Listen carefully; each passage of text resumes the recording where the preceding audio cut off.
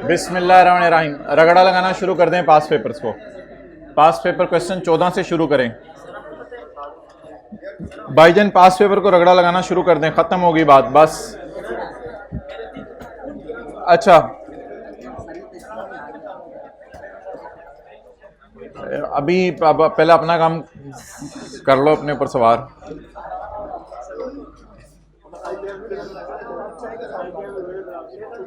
Page number 515। शुक्रिया जी hybrid वाले हजरात, आप हजरात तशरीफ लाए। मैं इधर बैठ के आपको शाबाश दे रहा हूं उधर। बस भाईजान रगड़ा लगाना शुरू कर दें पास पेपर्स को। दानिश आ जाओ आगे, बस शुरू कर दें, बहुत होगी अब। पेज 515। Prepare the. अच्छा, मैं चाहता हूँ यार चीज़ें ज़रा कंफर्टेबली आराम से वाइंड अप हो जाएं, पर रिलैक्स करके बिल्कुल पास पेपर करने हैं, आराम आराम से, कोई जल्दी नहीं, टाइम लग जाए खैर है, लेकिन पास पेपर ये तीनों सवाल करने हैं, 12, 13, 14। Page number 515। Prepare the journal entries in the books of FL to record the above information for the year ended 31 December 2022। Year end 31 December 22 है। शामिर साल ख़त्म होने से 2 महीने पहले, अल्लाह का शुक्र है इस क्लास का पिछले से ताल्लुक नहीं। ऑन यकम November 22 FL sold a luxury yacht. Yacht क्या होती है? कोई जहाज टाइप, किश्ती type. Sold a luxury yacht to gamma, gamma नहीं ਅਸੀਂ गामा लिया, to gamma limited for ₹100 million on cash. 515। भाई आपने ना कैश की डेट और डिलीवरी की डेट ज़रा नज़र मार के रखनी है बस। ऑन यकम, भाई मुझे एक एक करके अब साहब को निकालना पड़ेगा। ऑन यकम November 2022 FL sold a luxury yacht to gamma for 100 million on cash. Underline करें सोल्ड भी, ननकाना भाई अंडरलाइन करें ऑन कैश भी। इस क्लास में मैं किसी को निकाल रहा हूं, मुनासिब नहीं लगेगा। On cash. FL also provided GL with a 5 million discount voucher. Discount voucher की वैल्यू उसने निकलवाई या बस value they the? FL also provided with a 5 million discount voucher, एक 5 मिलियन वाला डिस्काउंट वाउचर पकड़ा दिया। For any interior design work on याच with in 6 months. 6 months कौन से? नवंबर, दिसंबर, जनवरी, फरवरी, मार्च, अप्रैल। अगले साल तक इसकी रिपेयर भी करवाने आ सकते हो तुम। उसका डिस्काउंट वाउचर आपको दे दिया 5 मिलियन का। There is 80% likelihood that GL will award the work of interior design within 6 months. Customer के डिस्काउंट लेने का चांस कितने परसेंट है? ये मैंने कहा था, ये परसेंटेज मल्टीप्लाई करने वाली होती है। However no interior work was awarded till 31 December 2022। लेकिन आ तो सकता है ना, क्योंकि अगर देखें ना ऑप्शन कब तक अवेलेबल है? नवंबर, दिसंबर, जनवरी, फरवरी, मार्च, अप्रैल। तो ऑप्शन लैप्स हो गई है या ईयर एंड पे ऑप्शन अवेलेबल है, लेकिन वो डिस्काउंट लेने नहीं आया अभी तक। एफएल आमतौर पे याच बेचती है 100 मिलियन का। इन रेयर सर्कमस्टांस ये ज्यादा भी हो सकती थी। मैंने तो आपको बताया था वो प्राइस बराबर होगी। ये वही वाली है जो मैं अभी करके आपको दिखाने लगा हूं। आमतौर पे बेचती है 100 मिलियन का विदाउट एनी डिस्काउंट वाउचर। तो what is the stand alone selling price of yacht? 100 million. What is the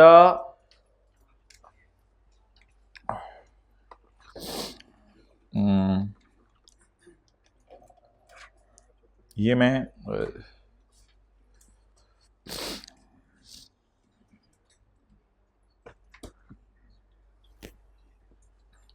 there is a contract with a customer. ये किताब में जो आपके शुरू वाला सफ़ा है। Identify the separate performance obligations. There are 2 performance obligations. One is sold a luxury yacht and the other is provided with a discount voucher. Determine the transaction price. Transaction price ढूंढने जो डील हमारी भी है। FL sold याच for 100 की बेची। अच्छा जी, determine transaction price. अब एलोकेट ट्रांजैक्शन प्राइस से पहले होता है कि स्टैंड अलोन प्राइस मालूम करें। स्टैंड अलोन पता होगी तो फिर एलोकेट होगी ना। तो स्टेप 3 और 4 के दरमियान एक अपनी तरफ से स्टेप 3.1 जहन में रखना है कि ट्रांजैक्शन प्राइस कितनी है, डील कितने में हो रही है। डील हो रही है 100 मिलियन में, लेकिन इससे पहले कि मैं एलोकेट करूं मुझे स्टैंड अलोन प्राइसेस चाहिए होंगी. So what is the stand alone selling price of my याच? 100. And what is the stand alone selling price of discount voucher? 5 और 5 into 80%? 5 into 80%. And record the revenue when याच is delivered, और discount voucher जब discount avail हो. तो चलें जी, बिस्मिल्लाहिर्रहमानिर्रहीम. पास paper शुरू हो गए. अब आप मुझे बताएं, एक मैंने क्या सेल की है और दूसरा discount voucher. Stand alone price और ट्रांजैक्शन प्राइस. अच्छा जी, ये वाला 100 पकड़ें और इधर ले आए. नॉर्मली सेल्स को अंडरलाइन करके ना, नॉर्मली सेल्स. और सोल्ड याच फॉर 100, ये वाला 100 पकड़ें. मैंने आपको कहा था आमतौर पे डिस्काउंट वाउचर और दूसरा कौन सा पड़ा था आज, लॉयल्टी पॉइंट्स, इसमें ये प्राइस और ये प्राइस बराबर होगी. इन रेयर सर्कमस्टांस अगर वो इसकी stand alone selling price 102 million दे देता तो मैं सवाल से लड़ता तो मत, मैं फिर 102 मिलियन ही लिख लेता. But what is over deal? 100. अपना माइंड एक्सपैंड करना है. हर सवाल में इंशाल्लाह नई चीज़ें सीखेंगे. नई चीज़ों से मुराद है पुरानी सारी चीज़ों की प्रैक्टिस होगी, कोई ना कोई पुरानी चीज़ें रिवाइज होंगी. तो ये 100 ये वाली आ गई, ये 100 इधर आ गया. ओके, अब डिस्काउंट वोचर की stand alone selling price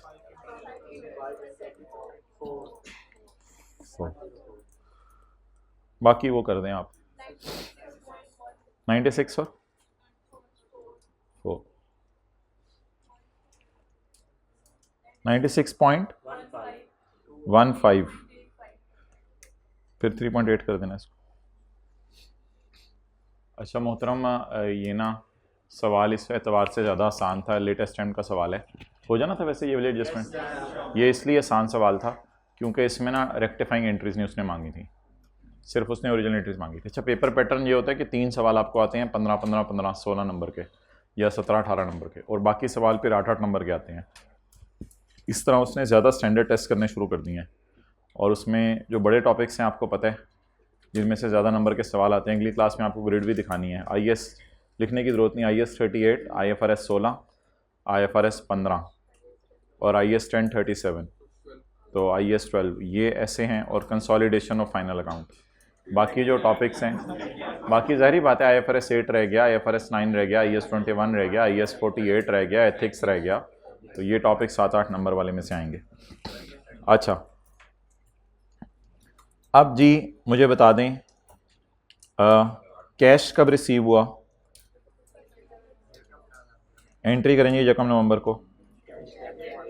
cash debit, cash तो 100 ही है ना, कैश डेबिट. और कंट्रोल कब ट्रांसफ़र हुआ इसका? अल्लाह आपका भला करे, याच का. तो याच का रेवेन्यू कितना बुक करना है? 96.2. और डिस्काउंट अवेल हो गया या अगले 4 महीने में कभी भी अवेल हो सकता है? तो रिकॉर्ड करके 1 नवंबर को मैं लैप्स कर दूं या रिकॉर्ड कर दूं लाइबिलिटी और लैप्स ना करूं? अच्छा, ये हो गया कॉन्ट्रैक्ट लाइबिलिटी. कितनी? 1 मिनट रुकिएगा. अगर लिखा होता इस सवाल में कि 1 नवंबर को मैंने बेचा है और विद इन 2 मंथ्स अगला बंदा डिस्काउंट लेने आ सकता है, अगर 2 मंथ्स लिखा होता, और सवाल में फिर लिखा होता however no interior design was awarded till 31 दिसंबर, लेकिन 2 महीने गुजर गए नहीं आया, तो नहीं यार ये तो फिर भी करते क्योंकि ये 1 नवंबर की एंट्री है, होंगी नहीं मारनी. 1 नवंबर को हम लाइबल फील करते, फिर एक और एंट्री करते कॉन्ट्रैक्ट लाइबिलिटी डेबिट, फिर डिस्काउंट वाउचर लैप्स हो जाता, और ये मेरे ऊपर लाइबिलिटी डिस्काउंट देने की रहती या ना रहती. ये एंट्री कब होती? अगर 31 दिसंबर को डिस्काउंट क्या हो जाता? लैप्स हो जाता. लेकिन अभी लैप्स हो गया है या अगले 4 महीने में ले सकता है डिस्काउंट, तो ये एंट्री करूं या बस काफी है? चलें. ये सोल्यूशन नोट करने के बाद ये छोटी सी चीज भी लिखें जो मैं अब लिखवाता हूं। बस ना यार, अब एंट्री और क्या है, बाकी cost of sale debit inventory credit होगी आज की, वो इसकी कॉस्ट नहीं दी हुई। Cost of sale debit inventory credit भी एंट्री होती है, वो नहीं होगी। तो मैंने डिस्काउंट वोचर के अगेंस्ट रिपेयर कर दी या कर दूंगा?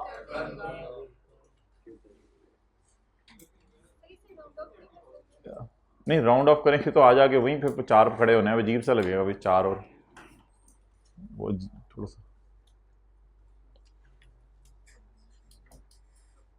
लिखें उर्दू में। अगर 2 महीने में डिस्काउंट वोचर लैप्स, अगर 2 महीने में डिस्काउंट वोचर लैप्स हो जाता, अभी कब होने, 6 महीने में, अगर 2 महीने में डिस्काउंट वोचर लैप्स हो जाता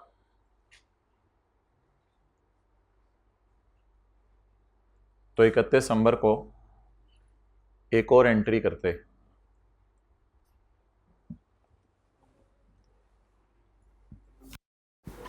31 दिसंबर को एक और एंट्री करते। जी बोलें। Liability debit revenue credit 3.8।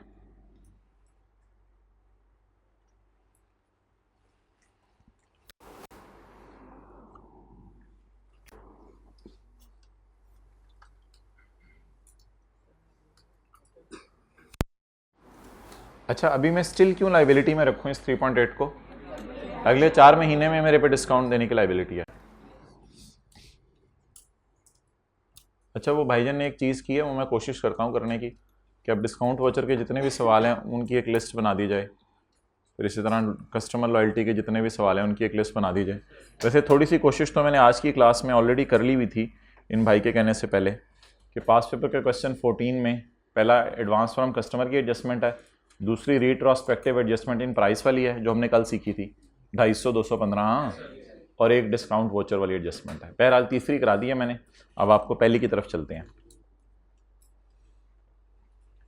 इन जनवरी 2022 यकम जनवरी 2022 को FL entered into a contract with alpha limited to construct a cruise ship. एक क्रूज शिप हमने उनको बना के देनी है कस्टमर को अपने 400 मिलियन की। ये इंशाल्लाह 2 साल बाद हम डिलीवर करेंगे। अभी तक उसने पैसों का जिक्र नहीं किया, तो वो मैं कल वाली डायग्राम इंशाल्लाह बनाता हूँ और कल वाली डायग्राम बना के देख लेता हूँ 2 साल का गैप है बीच में, कि कैश सेल है, क्रेडिट सेल है या एडवांस फ्रॉम कस्टमर है। बोले कैश सेल है, क्रेडिट सेल है या एडवांस फ्रॉम कस्टमर है, वो मैं देख लेता हूँ अभी। और बड़ा मज़ा आ रहा है अब आप लोगों को, क्योंकि देखिए सारी चीज़ें पड़ी हुई हैं, बस अप्लाई हो रही हैं। ऑन यकम जनवरी 2022 FL entered into a contract with alpha to construct a cruise ship for 400 million to be delivered on 31 December 23। चलो यार, एक चीज़ तो उसने बता दी हमें। कितना अच्छा एग्जामिनर था इस अटेम्प्ट में, सारी चीज़ें क्लियर करके बता रहे हैं। सर आपको कभी पता चले ना पेपर में बैठ के, और क्या मतलब हम फुटपाथ पे बैठे हुए थे। अच्छा, on 31 December 2023 date is the date on which the control of the ship would be. अच्छा, सवाल ने वेरी क्लियर कर दिया है कि PO is satisfied at a point in time. PO is satisfied at a point in time when the control is transferred. Control customer को आहिस्ता आहिस्ता ट्रांसफर नहीं होना, कंट्रोल कस्टमर को ट्रांसफर होना है, डेट इज द डेट 31 दिसंबर को। तो अब क्या क्रूज शिप हम जैसे जैसे बनाते रहेंगे वैसे वैसे कस्टमर को मिलती रहेगी? नहीं नहीं, ये इस टाइप की चीज तो नहीं है। क्या जैसे जैसे हम क्रूज शिप क्रिएट करते रहेंगे वैसे वैसे उसका उस पर कब्जा आता रहेगा? हम कस्टमर के प्रेमिसेस में जाके तो नहीं बना रहे।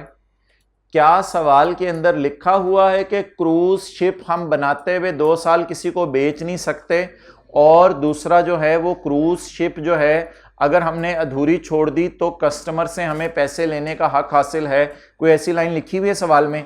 सवाल कह रहे हैं इन सारी लाइनों की जगह मैं तुम्हें बताता हूं सेल कैसे बुक करनी है। हमने कहा बताओ, कहता है on the date when the control is transferred, जिस दिन कंट्रोल ट्रांसफर होगा। हमने कहा वो तो ट्रांसफर होने डिलीवरी 31 दिसंबर को, कहता है बस उसी दिन सेल बुक कर लेना। तो डिलीवरी के ऊपर मैं क्या बुक करूंगा? सेल। कितने साल बाद डिलीवरी होनी है? As per the contract 90% amount was paid immediately. Calculator पकड़े बगैर बताएं, 400 इंटू 90%, 360। अब वो जो सिनेरियो वही वाला बन गया मजे का। कैश आ रहा है इधर और डिलीवरी हो रही है इधर, and the balance will be paid on delivery. चलो यार, सवाल वाले को थोड़ा सा तो हक है हमारे से खेलने का, थोड़ा सा तो हक है हमारे से खेलने का। कैश 360 उधर आने और 40 इधर आना है, बट स्टिल अब आप ये ना कहिएगा इतनी सी कैश सेल हो गई है, कैश सेल असल एडवांस फ्रॉम कस्टमर का ही सवाल है। तो व्हाट इज दिस, मेन पैसे तो हमने अभी पकड़ लिए हैं, so date is like a advance from till 31 दिसंबर only 40% of the construction of ship was completed at a cost of 150 million. इसकी डिस्कशन मैं करता हूं, ये शिप की मुझे कॉस्ट दे रहा है, ये शिप की मुझे कॉस्ट दे रहा है, ये सेल प्राइस नहीं दे रहा।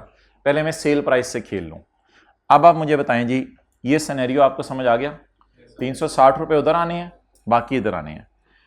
अब मैं बताएं, ये कल वाला जो सिनेरियो है, पता नहीं कल वाले सिनेरियो 1 था, 2 था, 3 था, 4 था, 5 था, पता नहीं उनमें से कौन सा है, अब मुझे याद नहीं है। ये दूसरा है मेरे ख्याल से, दूसरा है एडवांस फ्रॉम कस्टमर। बहरहाल मैं ऐसा करता हूँ ना, सेल साइड पे निकाल के रख लेता हूँ, सेल साइड पर निकाल के रख लेता हूँ। ऐसे सिनेरियो में मैंने क्या कहा था, सेल किस पे बुक करें, फ्यूचर वैल्यू पे या प्रेजेंट वैल्यू पे? फ्यूचर वैल्यू पे। 360 को उठा के ले जाएं इंटू 1.15 है, नीचे रेट दिया हुआ, रेज टू पावर +2, 470 प्लस 40। देखो ना, 400 को उठा के उधर ले जाएं, 40 उधर ही पड़ा हुआ है, 40 उधर ही पड़ा हुआ है, 516।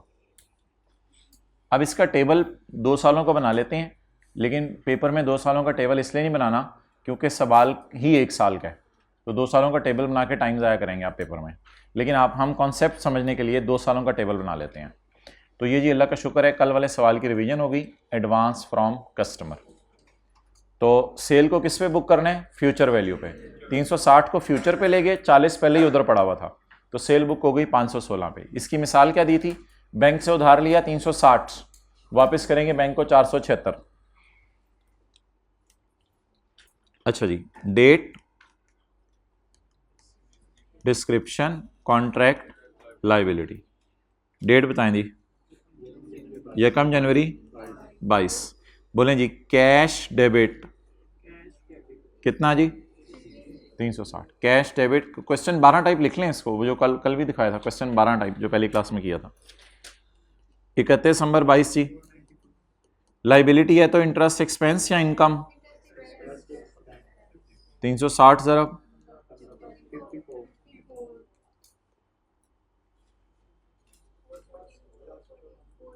414।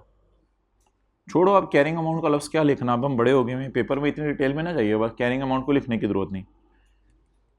31/12/23, बस ऐसे भी लिख देंगे तो चलता है काम। एट 15%, 62। अच्छा, अब मशवरा दे दें, पहले कैश की एंट्री कर दूं या डिलीवरी की? देखें ना, कैश एक ऑलरेडी आ रहा है 360, वो भी तो आ रहा है, तो पहले कैश की कर दें, साथ ही फिर सेल की कर दें। तो अगर कैश की पहले कर देंगे तो कैश वो वाला भी पड़ा हुआ है और भी कैश आ जाएगा, सेल अल्हम्दुलिल्लाह बैलेंसिंग भी निकल सकती है पेपर में, लेकिन मैं बैलेंसिंग नहीं निकालना चाह रहा, लॉजिक पे चलना चाह रहा हूं। 31/12/24 को और कैश आ गया 23, गुड गुड गुड। 31/12/23 को और कैश आ गया, कैश डेबिट, कॉन्ट्रैक्ट लाइबिलिटी, और आखिरी एंट्री में शूरे ज़माना 31/12/23 को contract liability debit, revenue credit. कोशिश करें जीरो आ जाए।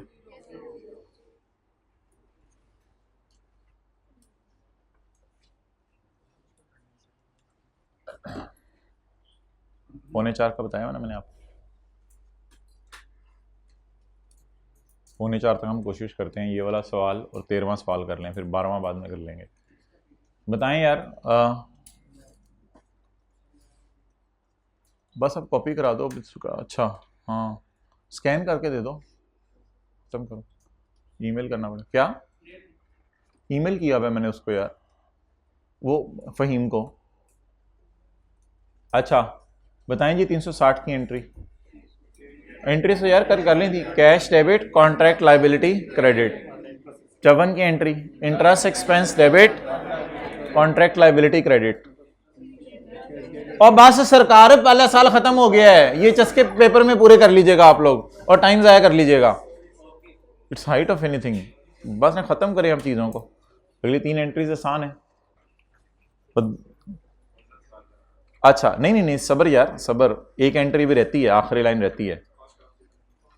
और भाईजान कॉस्ट ऑफ सेल कहां से बुक करनी है? सेल बुक हुई नहीं भाई, सेल डिलीवरी कब होनी है? 2 साल, जब सेल बुक होगी तब। और अब जब तक सेल बुक ना हो इन्वेंट्री को कहां रखें? Work in progress.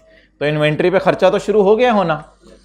आप बता दें यार, मुझे नहीं लगता कि 400 की शिप मैंने बेचनी है तो 150 की बना लूं।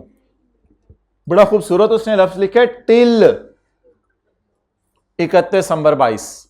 कितना खर्चा हो गया? Only 40% of ship was at a cost of 150। ऐसे बोंगी नहीं मारनी के बिला वजह 150 40% है, तो मेरे ख्याल से अब शिप बन जाएगी कितने में? 375 टोटल कॉस्ट आएगी। बस फ्यूचर कॉस्ट की टेंशन ना ले। What is cost income to date आज तक? What is cost to be incurred in next year? Sale से डिफरेंस ना ले लीजिएगा, वो सेल प्राइस है। Cost to be incurred in next year is missing.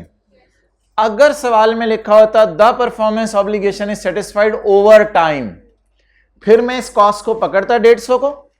भाईजान इसीलिए तो आप डिस्कस करने आते हैं, वरना ये सवाल तो आप लोगों ने भी कर लेने थे। इस सवाल में भी मैंने आपको 2 मिनट डाल के नई चीज करवाई है। इस सवाल में तो मैं आपको 15 चीजें नहीं बता रहा हूं। अगर सवाल में लिखा होता कि performance obligation is satisfied over time, तो फिर मैं सेल भी 400 ज़रब 40% बुक करता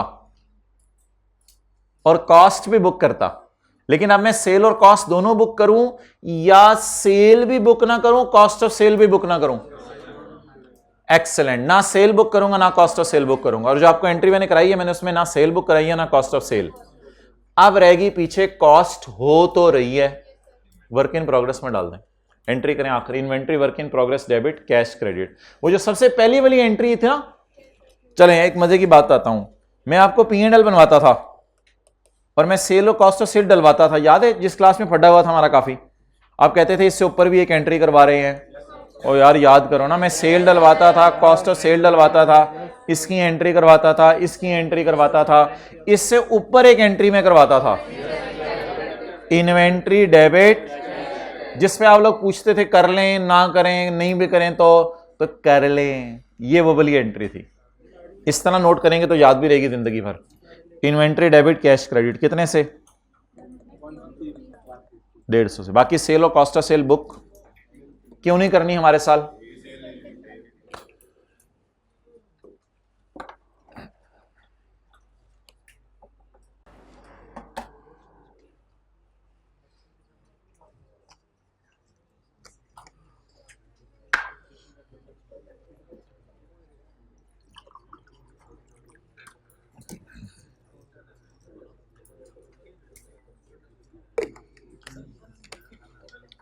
$150 इस साल का खर्चा है, इस साल का खर्चा है। टिल देखो ना, टिल लिखा हुआ है। टिल का क्या मतलब होता है? गल्ला। Till 31 December. Dash work in progress लिखे ना, मैंने यही कहा है, inventory work in progress debit cash credit. Record ही as a work in progress करें।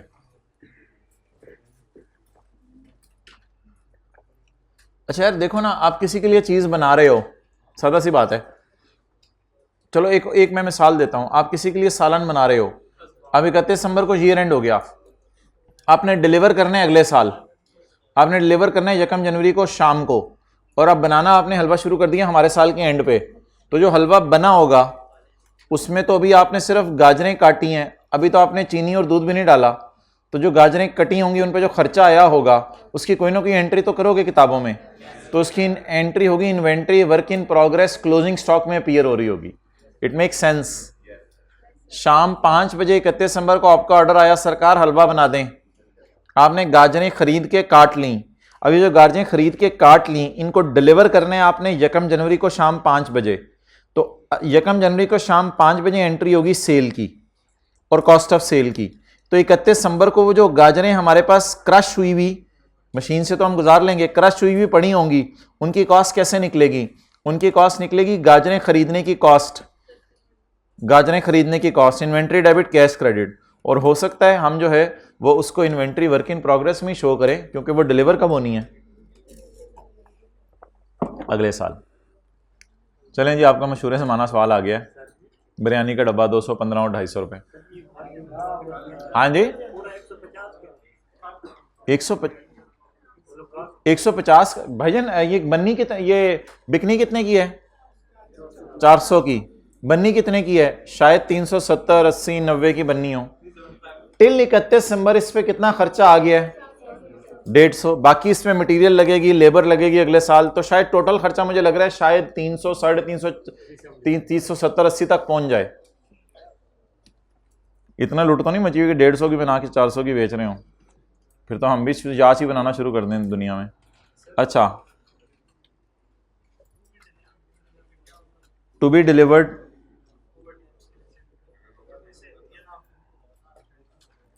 बस वो फिर वो सारी बातें बताता हूं। तीसरी वाली जो शराइत थी, सी वाली। अच्छा, ऑन यकम अप्रैल 2022 एफएल, भैया ये बड़ा मजे का सवाल है कल वाला। ऑन यकम April 2022 FL entered into a contract with Beta limited to sell 3 fishing boats for 50 million पर बोट। 3 बोट्स बेचनी है हमने 50 मिलियन पर boat. Entered into a contract या sold? Hamad Ahmad entered into a contract. The amount was received on यकम April. चलो जी, फटा ही खत्म हो गया। कैश कब मिला है? यकम अप्रैल को, but the boats were delivered on यकम में। So when is cash? यकम अप्रैल। When is delivery? अच्छा, अब इस सवाल को मैं क्या कहूं प्रेजेंटेशन के एंगल से? सुबह सुबह बात की है, पहले कैश या पहले डिलीवरी? पहले कैश। तो जो हमने प्रेजेंटेशन सीखी है आखिरी क्लास में, पहले कैश, तो क्या एंट्री होगी हमारे सवाल में? अच्छा जी, और ऐसा कोई सिनेरियो तो नहीं है कैश या डिलीवरी से पहले ही कोई सरकार कह रही हो मैं बड़ा अमीर हूं, you have the right to receive money? ऐसा कोई सिनेरियो तो नहीं ना अजीब सा? तो यकम अप्रैल को कॉन्ट्रैक्ट हुआ, साथ ही पैसे भी आ जाने हैं, और डिलीवरी कब होनी है? यकम मई को। As per the contract if BL purchases more than 6 अभी अभी अभी कितनी है? 3 बोट्स। इट इज लाइक पहला ऑर्डर, इट इज लाइक पहला ऑर्डर। पहला ऑर्डर 3 बोट्स का आ गया। As per the contract if BL purchases more than 6 boats, तो 3 बोट्स बेचते हुए फिर हम सोचेंगे कि मोर देन 6 बिकेंगी या नहीं बिकेंगी। अगर इसने 6 बोट्स खरीदनी बिफोर 31 दिसंबर, 31 दिसंबर को ऑप्शन लैप्स हो जानी है, 31 दिसंबर तक टाइम है तुम्हारे पास कितनी बोट्स खरीदने का। इसका मतलब है हमारे ईयर एंड पे हमें क्लियर हो जाएगा कि बोट्स खरीदनी ज्यादा या नहीं। अगर तुम्हें 31 दिसंबर तक बोट्स खरीद ली 6, तो मैं रिट्रोस्पेक्टिवली तुम्हारी प्राइस रिड्यूस कर दूंगा 48 पर बोट। लेकिन यकम अप्रैल को जब मैं खड़ा होऊंगा तो मुझे इल्हाम तो नहीं होगा, लेकिन सोचना जरूर है, सोचना जरूर है, इल्हाम तो नहीं होगा कितनी बोट्स हैं। अच्छा, एक और बात याद रखिएगा, यकम अप्रैल को पैसे उससे मैंने 50 ही मांगने हैं। ये कल मेरी आपसे बात होगी बड़ी तफसील से, उससे मैंने 50 ही मांगने हैं, क्योंकि उससे भी नहीं पता उसने खरीदनी है या नहीं। यकम अप्रैल को अगर वो मुझे मुंह से कह भी दे मैं ज्यादा खरीदूंगा, मैं कहूंगा खरीद, वो कहेगा वो तो खरीदूंगा तो फिर चवेर भी मारूंगा। तो उससे पूरे पैसे क्यों लूंगा मैं यकम अप्रैल को 3 बोट्स के? क्योंकि अभी 6 ली नहीं, तो उससे मैं 50 लूंगा। लेकिन मैं सोच तो सकता हूं ना वो कितनी लेगा। At the inception of contract we expect that we would meet the threshold of the discount. हमें लागे कि डिस्काउंट का थ्रेशोल्ड मीट हो जाएगा। यकम नवंबर को नया ऑर्डर आया है, अभी छोड़ें जरा, छोड़ दें। यकम नवंबर को नया ऑर्डर आ गया, उसको छोड़ें अभी। पहले ज़रा मुझे यकम अप्रैल की एंट्री करवा दें जब आपके पास पैसे आए हैं, और फिर मुझे यकम मई की एंट्री करवा दें जब आपने बोट्स डिलीवर किए हैं। बिस्मिल्लाह जी, यकम अप्रैल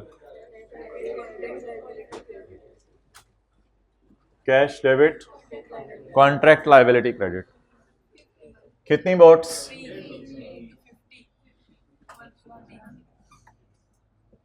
कस्टमर से तो मैं 50 मिलियन ही मांगूंगा, क्योंकि मैंने उसे 48 इस शर्त में कहा था कि अगर वो 6 खरीदे, अभी उसने कितनी खरीदनी है? 3। सही है यार, वैसे ही स्टैंड वाला सवाल आ जाता हमें। अच्छा जी, 150 मिलियन। 150। नेक्स्ट,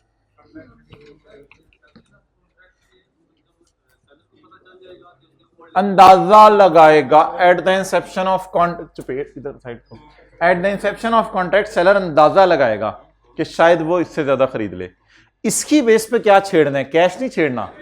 रिसीवेबल भी होता तो इतना ही बुक करता मैं। इसकी बेस पे आपने रेवेन्यू छेड़ना है। आप बता दें what is my expectation on जकम April, that I will be able to sell more than 6 या अप टू 6 लिखा हुआ है, अप टू चपेड़ मोर देन। तो मैंने अंदाजा लगाया कि अल्लाह का शुक्र है वो डिस्काउंट अवेल करेगा, तो रेवेन्यू कैसे बुक करूं? अभी तो रेवेन्यू की कहानी आनी है, किस दिन आनी है? यकम में को। ये अंदाजा लगाना है जिस वक्त कॉन्ट्रैक्ट हो रहा होगा, eight the inception of contract. Contract होते ही पहले दिन अंदाजा लगा लेना। मैं बताता हूं, अभी तो कोई रिफंड लाइबिलिटी है ही नहीं, अभी तो रेवेन्यू की तरफ तो पहले आने दें।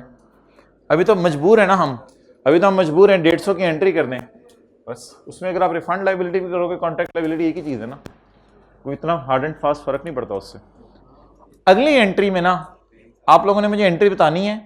हो सकता है जो मैं कहूँ वो भी सही हो सकता है जो आप कहें वो भी सही हो। मैं कोई जिद नहीं करूँगा अपनी एंट्री के ऊपर कि मेरी वाली सही है। तो अगली एंट्री आप मुझे बता दें, the goods were deliver on यकम में। तो यार इस टॉपिक में कोशिश करके ना सिंगल एंट्री पहले सही कर लिया करें। गुड्स वर डिलीवर ऑन यकम में, एक्सेलेंट। रेवेन्यू की तरफ सबका जहन गया है। 3 इंटू, बिकॉज मुझे उम्मीद है कि वो आ जाएगा। मुझे लगता है तूने कल वाली क्लास नहीं ली हुई है, बल्डन 144। हाँ जी, आप बता दें जी क्या करूं? Debit, contract liability debit. अच्छा मुझे बताएं, मैं रेवेन्यू बुक कर रहा हूं तो क्या रिसीवेबल बुक कर लूं या ऑलरेडी जो रिसीव हुआ हुआ पहले उससे खत्म करूं? देखिए ये तो अजीब सी बात है ना कि उधर लाइबल भी हूं कस्टमर की तरफ और इधर जो है वो अजीब से फिर एक रिसीवेबल भी खड़ा कर लूं। तो ये तो बोंगी सी बात है कि रेवेन्यू के साथ रिसीवेबल बुक करें। रेवेन्यू के साथ रिसीवेबल बुक करते हुए अकल लगानी है। सुबह सुबह भी क्लास में बताया था आपको, सुबह सुबह वही जो सवाल 30 लाख बिल्डिंग वाला। तो मैं कहा रेवेन्यू बुक करते एकदम रिसीवेबल ना बुक कर लिया करें भाईजान, पहले देख लिया करें, कोई हो सकता है रिसीव भी हो चुका हो। आप बता दें रेवेन्यू बुक करते हुए रिसीवेबल बुक करूं साथ ही या रिसीव हो चुका हुआ ऑलरेडी? जी, कॉन्ट्रैक्ट लाइबिलिटी। बिल्कुल, ये एंट्री भी सही है, आप जो कह रहे हैं वो भी सही है, आप जो कह रहे हैं वो भी सही है। आप वाली मैं कर देता हूं, आप जो कह रहे हैं वो भी सही है, वो मुझे ज्यादा अच्छी लग रही है। आप कह रहे हैं कि लाइबिलिटी खत्म करें और रिफंड लाइबिलिटी बुक करें 6 पे।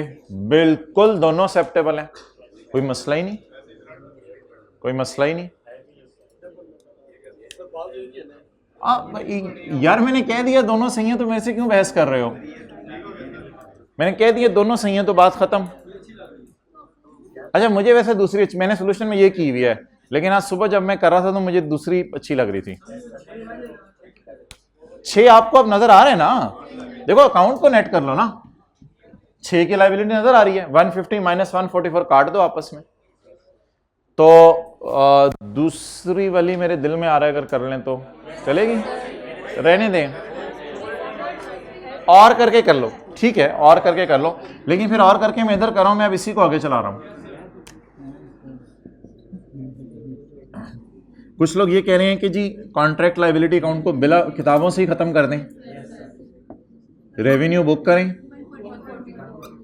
और बाकी पैसे कस्टमर को रिफंड लाइबिलिटी में डाल दें कि कस्टमर को 6 वापस करने हैं। क्यों वापस करने हैं? बल्ब में तो ये किया था। बल्ब जब बेचे थे तो हमने क्या सोचा था, या तो एंट्री इस तरह करें कि बैलेंस क्रिएट हो जाए 6 का, वो हो गया है 150 माइनस 144, या एंट्री इस तरह करें कि बैलेंस क्रिएट होकर नजर भी आए। दोनों सही हैं, इससे भी नजर आ रहा है, दोनों सही हैं। इंटरचेंजेबली यूज हो सकते हैं, कोई इतना मसले वाली बात नहीं है। अच्छा, बहरहाल एंट्री की बस ये वाली साइड सही रखिएगा, बाकी उम्मीद है आपसे गलती नहीं होगी। ये वाली साइड सही रखिएगा जो सिंगल वाली साइड है। ओके, अब अगला ऑर्डर पकड़ते हैं जी। अगला ऑर्डर पकड़ें। You can BL purchase 2 additional boats. इस ऑर्डर के पकड़ते हुए पिछले ऑर्डर को छेड़ने की जरूरत नहीं है, क्योंकि ना तो बोट्स का थ्रेशोल्ड क्रॉस की है, और दूसरी बात यह कि अभी टाइम भी लैप्स नहीं किया। और यार अभी टाइम तो है ना, अभी 31 दिसंबर तक दोबारा आ सकते हैं वो। 31 दिसंबर को फिर सोचेंगे क्या करना है। अभी अगर 2 बोट्स और लेने आ रहा है तो कोई मसला नहीं, आप फिर भी सोचते रहे कि अल्लाह का शुक्र है वो डिस्काउंट लेने आएगा, क्योंकि मैंने उसे ऑप्शन कब तक दी हुई है, 9 मंथ्स की मैंने उसे ऑप्शन दी हुई है, जब अप्रैल से 31 दिसंबर। मैंने कहा 9 मंथ्स तक जितनी मर्जी दफा आ जाओ। मुझे बता दें एक दफा कब आया है, यकम अप्रैल में। एक दफा कब आया? अच्छा, अब मेरा आपसे सवाल है, यकम नंबर को खड़े हुए मैं क्या सोच रहा हूँ कि स्टिल वो आ सकता है ना, स्टिल आ सकता है। तो यकम नवंबर वाली सेल भी अधूरी बुक कर लें, पूरी यानी 50 पे बुक ना करें। यकम नवंबर को भी चांस तो है ना, वो 31 दिसंबर तक और वोट लेने आ सकता है। कितनी ले ली? 3। कितनी और ले ली? कितने महीने रह गए हैं? 1 महीना रह गया है। कितने महीने रह गए हैं? 2 महीने। अब जो 2 महीने रह गए हैं उसमें भी आ सकता है ना, तो इसलिए ये वाली नवंबर वाली सेल भी मेरे दिल में तो RF 48 पे बुक कर दूं। आपके दिल में नहीं आ रहा तो मैं घुसा देता हूं। हाँ जी, बिस्मिल्लाहिर्रहमानिर्रहीम। यकम नवंबर को सेल बुक करें। दानिश में क्यों 2 बोट्स की सेल सिर्फ 48 पे बुक कर रहा हूं? क्योंकि दिसंबर तक मैंने उसे ऑफर की हुई है आने की, वो दिसंबर तक आ सकता है जी। 96। अब कैश कुछ या रिसीवेबल देख लेते हैं, तो फिर क्या करना है उसका।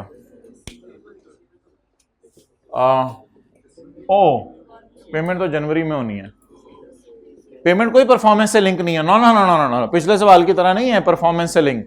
पिछले सवाल में लिखा हुआ था प्रोग्रेस बिल्स, ऐसा कोई लाइन नहीं लिखी हुई। तो बस टाइम का इंतजार करें, जनवरी आएगा, पैसे मिल जाएंगे।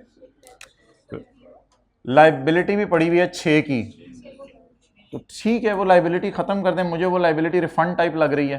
खत्म अगेन यार, इट्स अप टू यू। वो लाइबिलिटी खत्म करके रिमेनिंग रिसीवेबल बुक कर लें, मुझे कोई मसला नहीं। लेकिन मैं उस लाइबिलिटी को अभी तक पड़े रहने दे रहा हूं, क्योंकि वो क्लियर होने मुझे 31 दिसंबर को स्टेटस। और मैंने पहले भी कहा था कि अगले कॉन्ट्रैक्ट की अलग से एंट्री करें। मुझे आपका कोई दूसरे कॉन्ट्रैक्ट को करने को कुछ दिल चाह रहे वो फिर अलग एंट्री उसकी बना लें, इनको मिक्स ना करें। तो कल भी यही कर रहे थे हम, जब भी नया ऑर्डर आता था उसकी एंट्री में अलग से करता था। कल वो जो 3000 4000 का ऑर्डर था, नया ऑर्डर आता था उसकी एंट्री अलग से करके फिर पुराने को सेट करता था। तो साथ ही पुराने को सेट कर देंगे तो शायद एक्सेप्टेबल है, लेकिन ना करें मैं कह रहा हूं। मुझे याद है कल अलग से रिसीवेबल क्रिएट किया था और मैंने कहा था रिसीवेबल अब क्रेडिट कर रहा हूं, लेकिन ये वाला रिसीवेबल नहीं क्रेडिट कर रहा, बल्कि पिछला रिसीवेबल पहले रिसीव हो गया हुआ है। शायद अब बातें माइंड में आ रही हूं। तो फिलहाल ना चीज़ों को सादा सादा रखें, बस नए कॉन्ट्रैक्ट का रिसीवेबल बता दें कितना है। और सरकार अगर आप भी 96 बोल रहे हैं तो मैं जा रहा हूं। सरकार अगर आप भी 96 बोल रहे हैं ना, तो फिर मेरे कल से इधर आने का कोई फायदा नहीं है। कस्टमर से आपने कितने पैसे मांगने हैं? वाई? क्योंकि वो तो अभी जो है मेरे से नेगोशिएशन सिर्फ 5 बोट्स की कर सके ना, तो उससे मेरा राइट कितना है मांगने का? पूरे 100 रुपए मांगने का। तो प्लीज थोड़ा थोड़ा रिवीजन करेंगे ना IFRS 15 की। आपका मिजाज रेवेन्यू की डिस्कशन अलग चल रही होती है, रिसीवेबल की डिस्कशन या कैश की डिस्कशन अलग चल रही है। ऐसा मिजाज बन जाएगा इंशाल्लाह रिवीजन करके, कोई परेशानी वाली बात नहीं जी। 2 ज़रब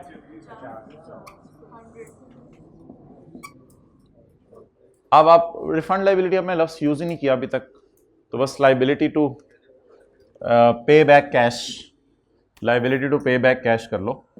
ये इंशाल्लाह ये 4 इसको वापस करने पड़ेंगे। इंशाल्लाह चीज़ें लेने आएगा हमारे से, हम अपने अब्बू को बताएंगे अब्बू इंशाल्लाह ज़रूर आएगा चीज़ें लेने के लिए, तो मैं इसे 4 वापस करूँगा। चलें जी, 31 दिसंबर आ गया, सर कहाँ आया? यार ऑब्वियसली सवाल की रिक्वायरमेंट में लिखा हुआ है। नहीं सर हमें तो नहीं सवाल पढ़ के पता चल रहा। हाँ मैं मान रहा हूँ यहाँ नहीं लिखा हुआ कहीं 31 दिसंबर आ गया, लेकिन डिस्पाइट एफएल एक्सपेक्टेशन सवाल, ये लाइन सवाल को नहीं डालनी चाहिए थी, बिल्कुल नहीं डालनी चाहिए थी। ये लाइन एक्स्ट्रा लाइन है, ये लाइन उसने इसलिए डाली है ताकि आप एक और एंट्री करें। लेकिन मैं शायद अगर एग्जामिनर की जगह होता तो हम आज ये लाइन में डालते ही ना सवाल में, क्योंकि अगर और कोई सेल है ही नहीं तो इट मींस के अब सेल हो भी नहीं सकती। Despite FL expectation no further order was placed, ये लाइन उसने आसानी के लिए डाली थी। कहता है 31 दिसंबर तक हमारी उम्मीद तो थी आएंगे, लेकिन नहीं आए। आप बता दें क्या ये फ्यूचर में कभी आएगा बंदा? अब आएगा तो अगली सेल करेंगे। 31 दिसंबर तक ऑप्शन उसको हम लैप्स कर चुके हैं। अब जो हमने सोचा था कि रिट्रोस्पेक्टिव रिडक्शन करेंगे, अब हमने दोनों रेवेन्यू अधूरे बुक किए हुए हैं, वो हमारी बोंगी थी। मुझे तो यही लग रहा है अब हमने दोनों रेवेन्यू अधूरे बुक किए हुए हैं। हमने 48 के एतबार से बुक किए हुए हैं, और अब रेवेन्यू किसके एतबार से बुक हो जाने चाहिए? आप मुझे बता दें, सिंगल एंट्री जरा मुझे सही करवा दें पहले। सिंगल एंट्री हो यार, रिफंड लाइबिलिटी छोड़ना यार, आसान सी बात कर। कितना रेवेन्यू 5 दफा गलत बुक किया? 2 मिलियन का रेवेन्यू। जैसे मर्जी कर लें यार, जैसे आपको समझ आ रहा है। मुझे ये लग रहा है रेवेन्यू था कितना? 50 फी यूनिट, फी यूनिट 50। मैंने कितना बुक किया? 3 का भी 48 पे और 2 का भी। अब कितना रेवेन्यू अंडर बुक्ड है? जरा हिम्मत कराएं। 10 ज़रब 5 ज़रब 5 यूनिट ज़रब 2 मिलियन, 10 का रेवेन्यू बुक कर लें। अब ये जो 10 का रेवेन्यू बुक किया है, इसके बदले इंशाल्लाह सिंगल एंट्री सही चलाया करें, बाकी काम हल हो जाएगा। इसके बजाय आप कॉन्ट्रैक्ट लायबिलिटी अकाउंट में बैलेंस भी देख लें। 10 पड़ा होगा, कैलकुलेटर पकड़ें। प्लस 150 माइनस 144, 6 इसका सोचा था रिफंड करेंगे, रिफंड करेंगे, सस्ती चीज बेचेंगे, वो जो भी हो। 6 इस मद में सोचा था और 4 इस मद में सोचा था। तो वो जो 10 ऑलरेडी हमने लाइबिलिटी में रखा हुआ है, अब वो सारा उठा के कहां डाल दें? लेकिन मैंने तो रेवेन्यू आपको खुद निकाल के दिया है, क्योंकि मेरे पास डाटा अवेलेबल है। अब कॉन्ट्रैक्ट लाइबिलिटी डेबिट कर दें। कितने से? बैलेंसिंग तो गलत है, बैलेंसिंग में लिख सकते हैं या 150 माइनस 144 जमा 150 माइनस 144 जमा 4।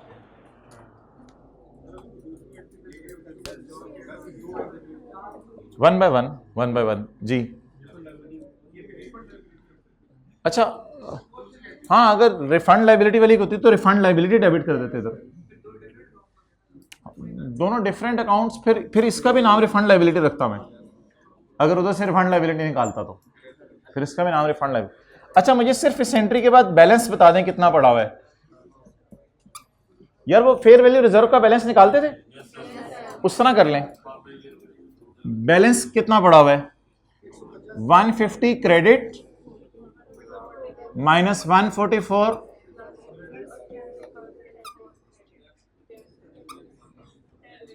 क्रेडिट पड़ा हुआ है। क्रेडिट को कैसे खत्म करूं? डेबिट करके। तो बिल्कुल रिलैक्स रहिएगा, बस सिंगल साइड एंट्री के सही चलाइएगा, दूसरी खुद ही ऑटो पे सही चलेगी।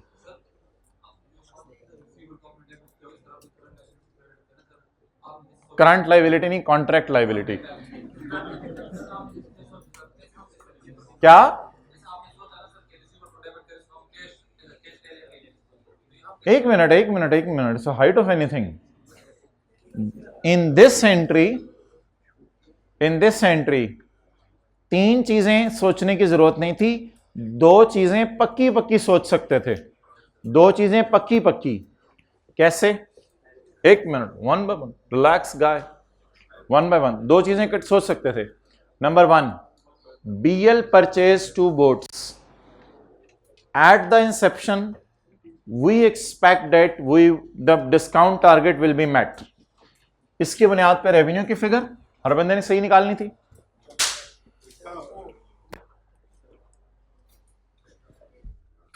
सरकार अगले साल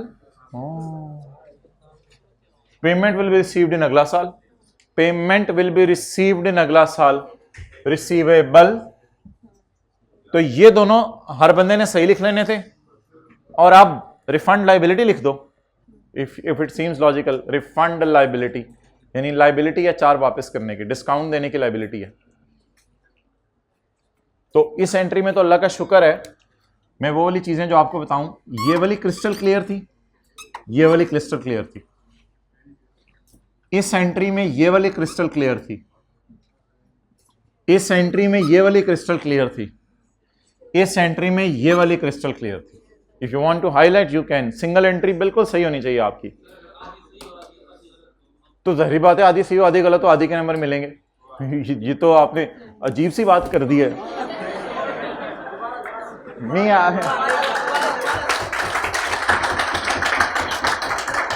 चलें फिर कान बंद कर लें।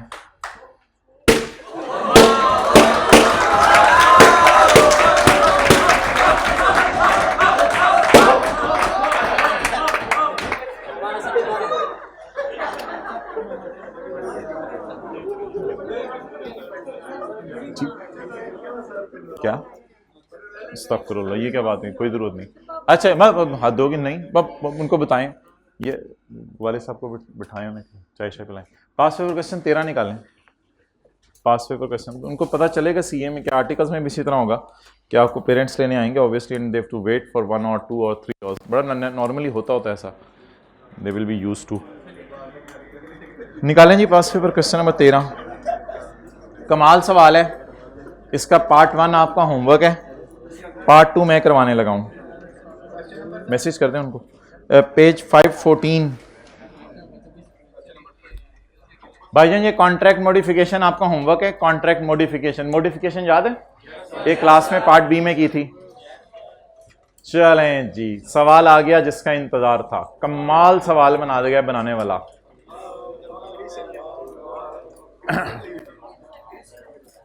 पास पेपर क्वेश्चन नंबर 9 नहीं 13 दस्तूर।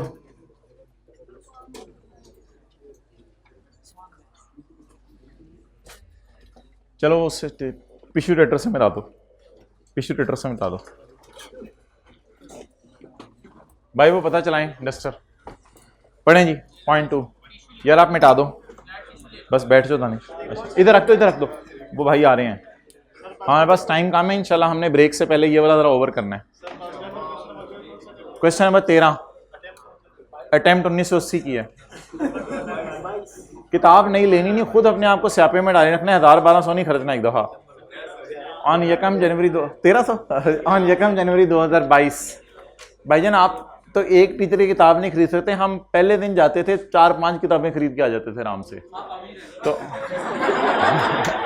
अजीब बातें करते भाई, माल पे नजर ना रखा करो, अल्लाह के खजानों पे नजर रखा करो, वरना फिर बड़े होके भी माल पे। एक साहब के कोई भी बता रहा था कोई 50-60 कनाल जमीन है, फिर भी हर वक्त बैठ के पैसों की बातें कर रहे होते हैं। तो इसलिए माल पे नजर ना रखा करो, अल्लाह के खजानों पे। ऑन यकम जनवरी 2022 RL entered into a contract, जाने तो चले जाए। RL entered into a contract, जी मैं खुशी से कह रहा हूँ, RL entered into a contract with Crescent limited, लेकिन मेंटली प्रिपेयर भी कर दिया फ्यूचर के लिए, for sale of 10 units of its state of art 3D printers. State of art means बड़े खास किस्म के 3D प्रिंटर्स हैं। एंटर्ड इनटू अ कॉन्ट्रैक्ट या sold? Entered into a contract. अच्छा ये जरा जहन में रखिएगा, identify the contract with customer, identify separate वादे, डिटरमिन द ट्रांजैक्शन प्राइस। पता है क्या हमारी डील वाली प्राइस होती है, हमारी डील वाली प्राइस ट्रांजैक्शन प्राइस। उसके बाद एलोकेट द ट्रांजैक्शन प्राइस, लेकिन इन दोनों के दरमियान पहले फेयर वैल्यू निकालनी होती है चीज़ों की, स्टैंड अलोन प्राइस। और फिर जिस चीज़ का रेवेन्यू जैसे जैसे सर्विस रेंडर करें या गुड्स डिलीवर करें वैसे वैसे रिकॉर्ड करें। बड़ा मजे का सवाल है। The cost and the stand alone price. अच्छा कुछ बच्चों को ये पता नहीं चला था क्या चीज़ है, क्योंकि उन्होंने ये लफ्ज़ नहीं पढ़ा था, फिर में परेशान रहे, फिर बाहर निकल के कह रहे थे तूने इसका क्या किया था। तो किसी अच्छे बच्चे ने कहा भाईजान ये ओ पता नहीं सीधी सीधी सी चीजें होती हैं, दही बनाई होती है। द कॉस्ट एंड, सर कभी आप पेपर में बैठ के देखें, the cost and stand alone price of goods and services included in each unit of printer are as follows. रशीद पर यूनिट सी तेरी खैर। तो मेरे ख्याल से ये टेबल हम बना लेंगे इंशाल्लाह, उसके ऊपर क्या कहते हैं पर यूनिट पे, और फिर एंड पे 10 से मल्टीप्लाई कर देंगे सारे डाटे पे। अच्छा इसको छोड़ो यार, ये तो कॉस्ट है, इसकी एंट्री होगी cost of sale debit inventory credit type, तो इसको इंशाल्लाह देख लेंगे। इसकी entry cost of sale debit inventory credit type होगी। मुझे सिर्फ क्या चाहिए थी, स्टैंड अलोन सेलिंग प्राइसेस, तो इसके ऊपर लिख लें स्टैंड अलोन प्राइसेस। नहीं इसको काटना नहीं है, मतलब ये कि अभी आप यूज ना करें, इसकी cost of sale debit inventory credit type entry में करवा दूंगा। तो हमारी ये सेल आ गई तीनों चीजों की, हार्डवेयर और प्रिंटिंग सॉफ्टवेयर की सेल प्राइस उसने इकट्ठी दी हुई है। पता नहीं क्या फटा है, देखते हैं आगे। सॉफ्टवेयर अपग्रेड देने हैं इसने हमें टू नेक्स्ट वर्जन, अगले वर्जन में कुछ अरसे बाद सॉफ्टवेयर अपग्रेड करके देगा। इसकी स्टैंड अलोन प्राइस है 500, और टोटल कितना हो गया, 4100 हो गया ना। And maintenance support for 1 year, इसकी स्टैंड अलोन प्राइस अवेलेबल नहीं है, नॉट एप्लीकेबल, नॉट अवेलेबल, कोई भी वजह होगी, इसकी स्टैंड अलोन प्राइस अवेलेबल नहीं है। मेरे ख्याल से 2-3 क्लास हमने क्लास में किए थे, 2-3 सवाल। अगर किसी चीज़ की स्टैंड अलोन प्राइस अवेलेबल ना हो, आप एक था कि मार्केट असेसमेंट अप्रोच लगा दें। मार्केट असेसमेंट अप्रोच का मतलब ये था कि किसी और की रेटिंग क्या है, हमारी चीज़ की रेटिंग क्या है। एक तरीका था कॉस्ट प्लस अप्रोच लगा दें, और एक तरीका था रेजिडुअल अप्रोच लगा दें। RL sells 3D printers hardware along with software. Hardware हम सॉफ्टवेयर के साथ ही बेचते हैं। As hardware can not be used without the software. 1 minute खामोशी से हाथ खड़ा करके कोई लफ्ज बोलें। एक्सेलेंट। डिस्टिंक्ट नहीं है ये दोनों अलग अलग नहीं है, ये दोनों एक ही हैं। कल वो जो मैंने बात की थी, जो iOS सॉफ्टवेयर और उसका हार्डवेयर, क्या मैं ये सॉफ्टवेयर अच्छा डिस्टिंक्ट होने के लिए थी, इन इट सेल्फ डिस्टिंक्ट हो, और कॉन्ट्रैक्ट के कॉन्टेक्स्ट में भी डिस्टिंक्ट हो, सेलर भी इनको अलग अलग करके बेच रहा हो। अब मैं आपसे एक सवाल पूछता हूं, कैन आई, अब इसमें 2 सवाल थे इन इट सेल्फ वाले में, can I use the software on its own without hardware? Can I use this software with other resources readily available with me? नहीं, इन्हीं से हार्डवेयर मुझे लेना पड़ेगा। तो अब हार्डवेयर और software entity is selling them combined form. इसका मतलब है अगर सवाल में लिखा होता ना, this entity and other entities are also selling hardware and software separately, फिर मैं क्या कह देता, ये दोनों क्या हैं, डिस्टिंक्ट। लेकिन अभी क्या लिखा हुआ है, 3D printer hardware along with, हमने भी इकट्ठे बेचा क्योंकि हार्डवेयर यूज नहीं हो सकता।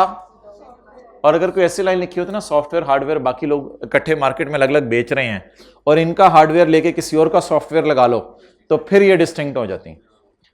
और आईकैप का अल्लाह भला करे, मैं आईकैप की तारीफ करूंगा, उसने इन दोनों की सेल प्राइस इकट्ठी दे दी। इसलिए जिन बच्चों ने इनको अलग अलग समझ भी लिया था, मजबूरी में एंड में आके जब उन्होंने वो टेबल बनाना था ना, वो जो 3 लाइनों का हम टेबल बनाते हैं, तो उसमें मजबूरी इनको हार्डवेयर और सॉफ्टवेयर बच्चों को इकट्ठा लिखना पड़ा था, क्योंकि इन दोनों की प्राइस ही इकट्ठी दी हुई है, तो अलग अलग हो ही नहीं सकती। अगर खुदा ना खास्ता अलग अलग भी दी होती तो इस लाइन की वजह से इकट्ठी करनी पड़नी थी। तो लिखें हार्डवेयर और सॉफ्टवेयर का सर्कल लगाए, ये दोनों एक पीओ हैं, ये दोनों एक परफॉर्मेंस ऑब्लिगेशन है।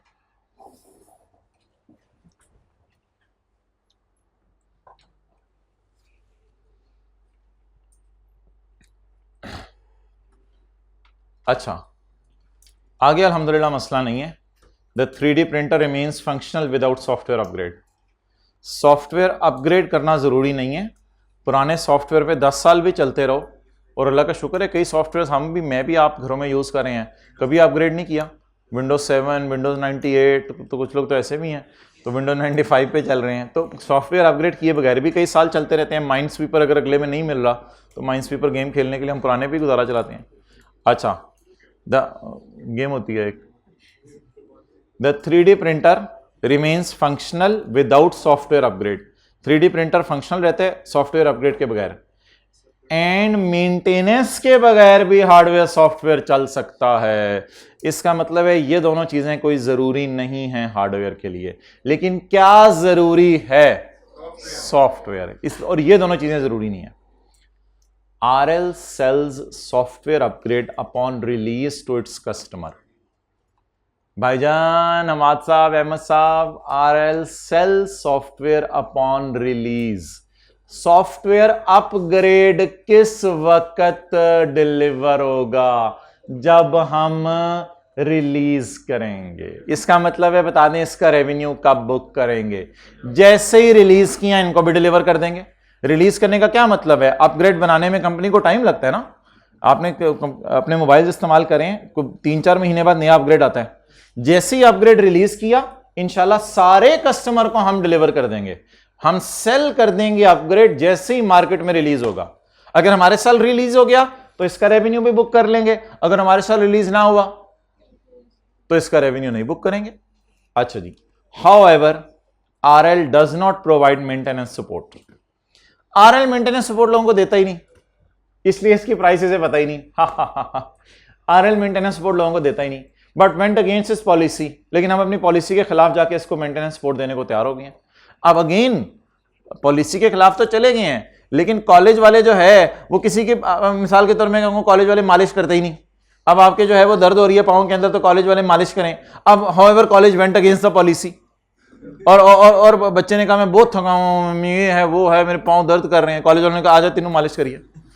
अब तो कॉलेज वेंट अगेंस्ट पॉलिसी। अब अकाउंटेंट बेचारा परेशान है, what is the stand alone selling price, आमतौर पे कितने के? तो कॉलेज वालों ने कहा हमें क्या पता, हाँ हम इधर मालिश भी की सर्विस दे रहे हैं। तो अब दो we are rendering a service and we are क्या कहते हैं, satisfying a performance obligation, but we have went against the policy. तो कोई नहीं, फेयर वैल्यू निकालने के कई तरीके हैं। मार्केट में देख लेते हैं मालिश कितने की हो रही है और हम कितने लेवल की कर रहे हैं। हमारी मालिश के बाद कस्टमर ने हमें 2 स्टार दिए, मार्केट में कोई मालिश करता है उसके 3 स्टार मिलते हैं, वो कितने पैसे लेता है, वो करके एक फेयर वैल्यू निकालने का तरीका है। दूसरा कॉस्ट प्लस मार्जिन, यानी कि हमारे बंदे को हमने कितने पैसे दिए। कॉलेज में किसी ऑफिस बॉय को ही कहा होगा ना यार ये काम कर दो, तो ऑफिस बॉय ने कहा होगा सर 1000 रुपये हमें दे दें, तो 1000 में कुछ प्रॉफिट डाल के, तो इस किस्म की कहानी है। अब यहाँ ज़रा रुक जाएं, इस फड्डे को ज़रा हल कर दें। ये ना इसकी प्राइस निकाल दें, 3 तरीकों में से कोई तरीका भी लगा दें। कौन कौन से तरीके आपको बताएं? अच्छा पहले 1 मिनट, ये पहले प्राइस पढ़ लें। Each unit of printer was sold to CL at an overall discounted price of 4 million. तो मोहतरम इस वक्त ये कहानी है, ये कहानी है जी। डन। ये स्टैंड अलोन प्राइसेस अवेलेबल हैं। ये क्या है? Transaction price, overall discounted price. हमने अब प्रिंटर्स जो बेचे हैं, overall discounted price. On 1 January we entered into a contract for sale of printers. और प्रिंटर्स में फिर 3 चीजें हम दे रहे हैं, उससे कोई फर्क नहीं पड़ता। ओवरऑल कितने के बेचे हैं हमने? तो व्हाट इज 4 मिलियन?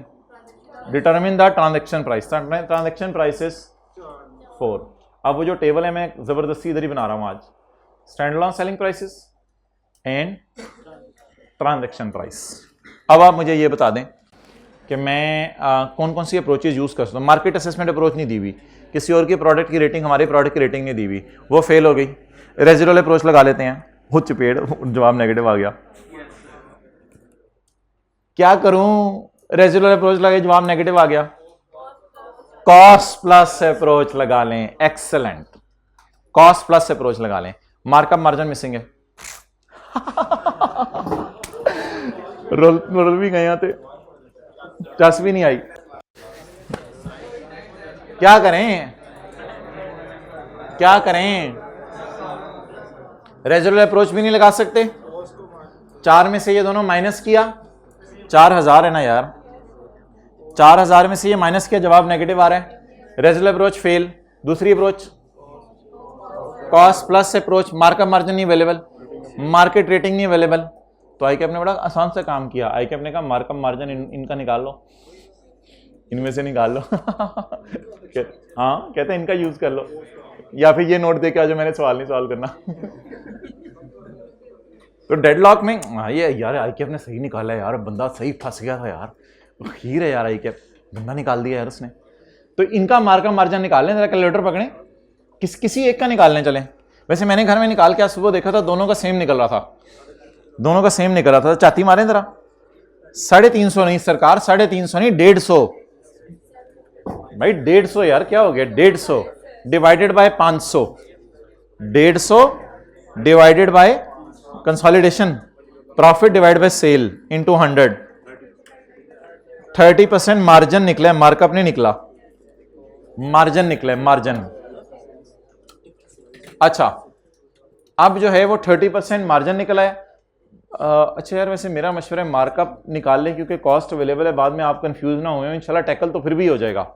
मार्कअप निकाल लो, मार्कअप 150 डिवाइडेड बाय 350,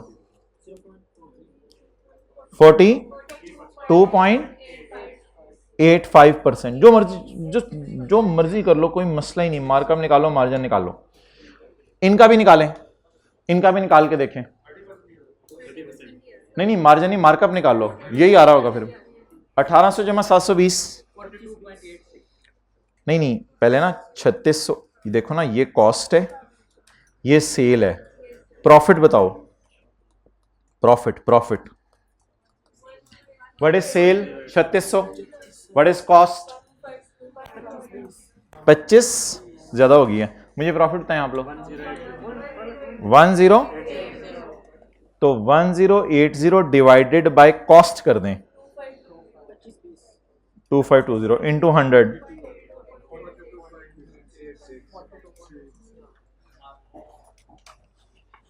तो मैंने दोनों का मार्कअप निकाल लिया। अभी घर जाके किसी ने पूछना है मैसेज करके, यार फिगर कितों आई थी 1080, ये 1080 क्या है, प्रॉफिट, ये प्रॉफिट है, और ये क्या है, कॉस्ट। सर कहां से आई है कॉस्ट, ये कॉस्ट, प्रॉफिट कहां से आया है 3600 माइनस कॉस्ट। लेकिन जब ये एक अवेलेबल है तो फिर मुश्किल से क्यों निकालना, एक को यूज कर लेना, छोड़े पड़े ना, इन चक्रों में क्यों जाना, बस इसी से निकाल लें।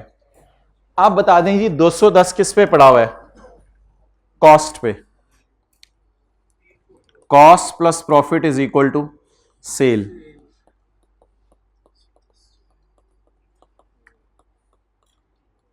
ठीक है, आप बता दें जी 210 किस पे पड़ा हुआ है,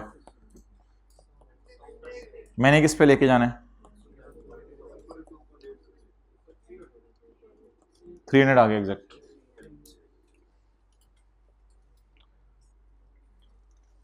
तो लिखें दूसरी प्रोडक्ट्स का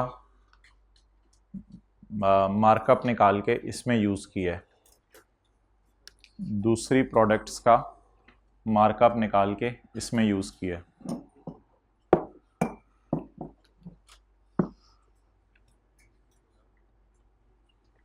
दूसरी प्रोडक्ट्स का मार्कअप निकाल के इसमें यूज किया है।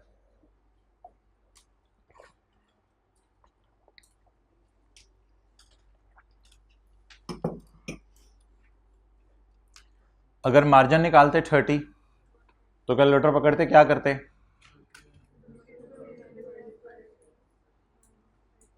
फिर भी यही जवाब आता है यार 300। कुछ बच्चे पूछते हैं मार्कअप मार्जिन निकालने से जवाब बदल जाएगा, नहीं बदलेगा। मार्जिन कितने, अभी निकाला था 30%, मार्जिन कितने, फिर मेरे भाई फॉर्मूला पता है क्या बनता, मार्जिन, फिर फॉर्मूला ये बनता, जब फॉर्मूला ये बनता 210 पड़े 70 पे, आज आके खोती बोर्ड थले वही 300। ये इंट्रो की क्लास के पहले दिन बच्चे बोल दो, बच्चों ने भाग जाना सीए करके ये सुननी है बातें, आज आके खोती बोर्ड। मैं इस तरह की बातें बोल रहा हूँ, आप तो यूज टू हो गए ना, आपको फील नहीं होती।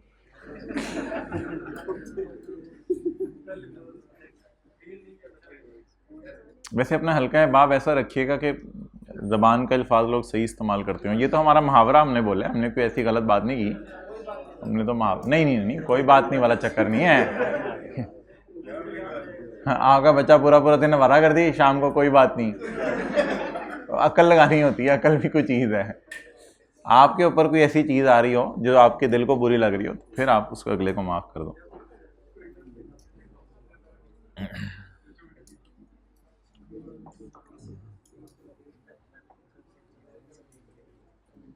अच्छा जी, तो यार फटाफटा डाल के ये फाइनल फिगर क्या निकली है? 300। अब हम कितने बड़े साइंसदान हैं, नॉट एप्लीकेबल को 300 में बदल दिया। चलें जी, इनको स्टिल छोड़ें। ये कॉस्ट अब जाके पता चला ये कॉस्ट क्यों धीमी थी। स्टैंड अलोन प्राइसेस उठाएं और सवाल शुरू करें। Working number 1, stand alone prices, transaction price. Excellent. Hardware and is a single performance obligation because we do not use this hardware without software.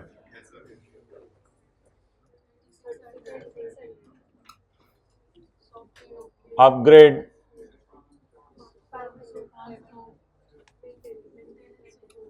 maintenance, ना अभी नहीं, अब इसके बाद जो फिर करना है करें। इसमें आप लोगों ने ना वर्किंग 1.1 में ये 300 की वर्किंग शो करनी है पेपर में। वर्किंग 1.1 में 300 शो करना है, एग्जामिनर को कैसे निकला था।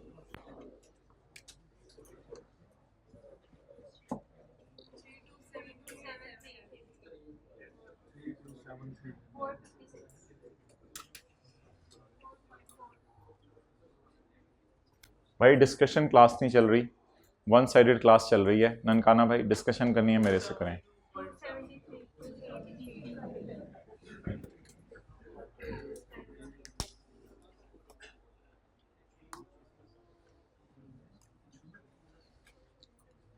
फारक से सवाल आया था पिछली टर्म में, उससे पिछली टर्म में सवाल आया था काम का। अब आपकी टर्म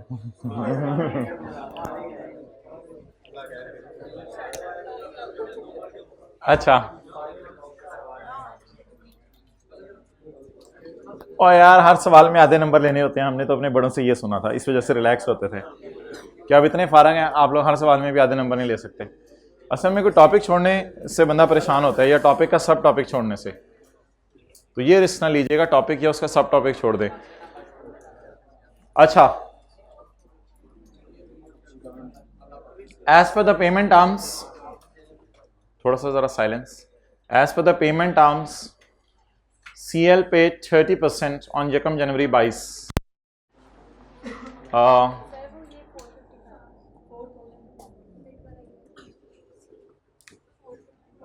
450।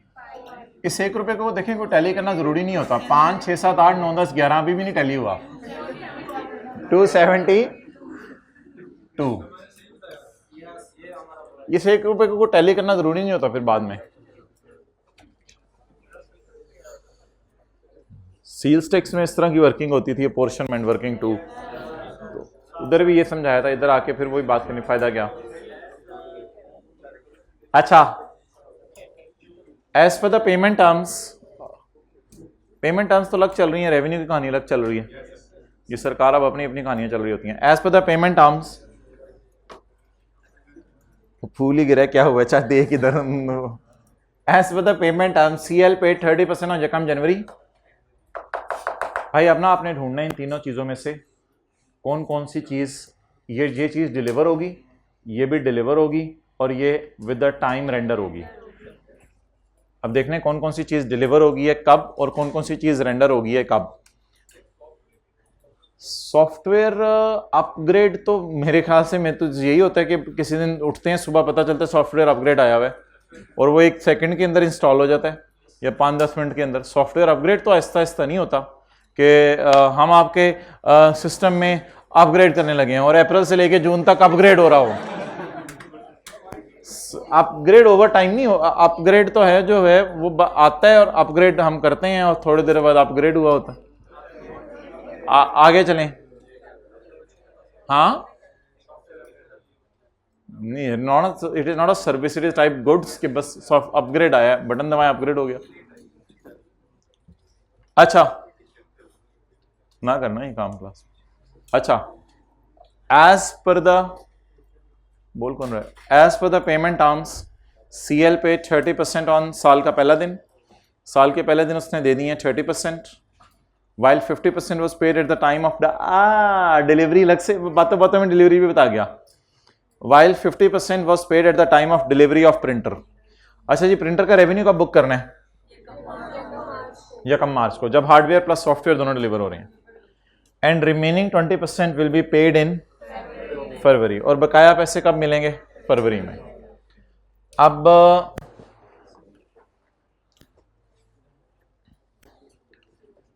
30% पैसे यकम जनवरी को, और भाईजान सरकार इसको तो छोड़े ना, अब 30% पैसे यकम जनवरी को,